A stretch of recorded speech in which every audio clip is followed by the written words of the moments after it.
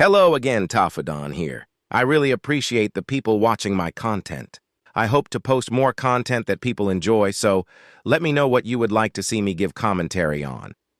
I think I'll be posting videos of just gameplay as well, so let me know if you guys would like to see that.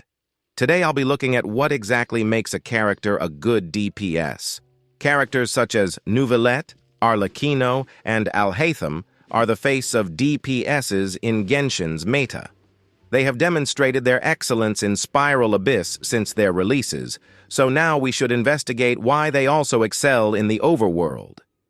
Abyss gameplay is very different from overworld gameplay. Please keep this in mind as we investigate. In the overworld, we fight enemies like the Mech, Kairagi, Fatui, and Hilichurls. Some of these enemies are weak and can be easily one-shot by any character who is decently built. Others are tanky and have resistance to certain types of damage.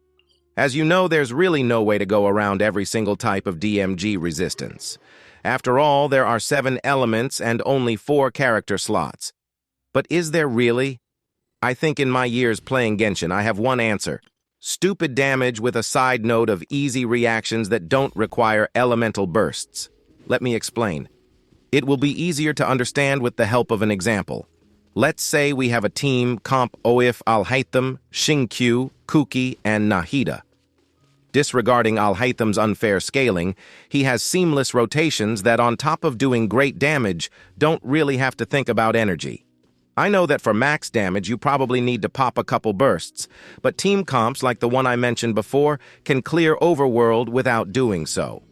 If you think about it, in a rotation like this, you only use elemental skills.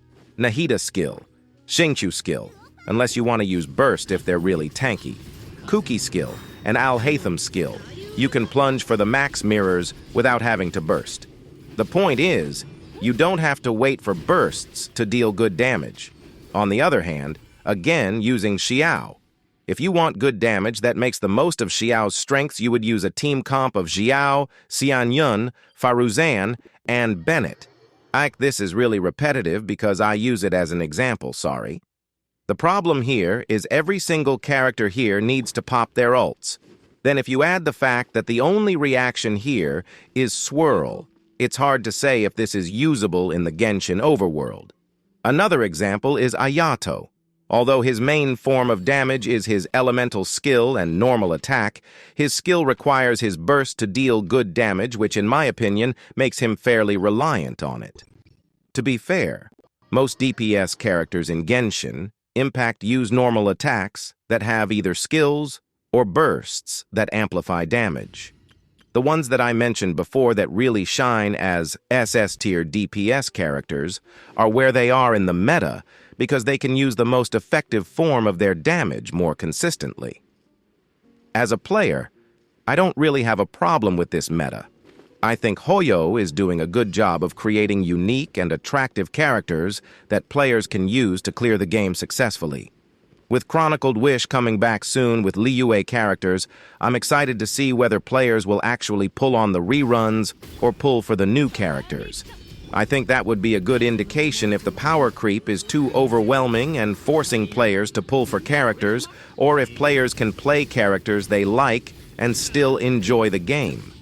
That being said, I hope that Hoyo continues to create new and refreshing characters that introduce new gameplay to Genshin. And there you have it. Those are all the thoughts I have on this topic.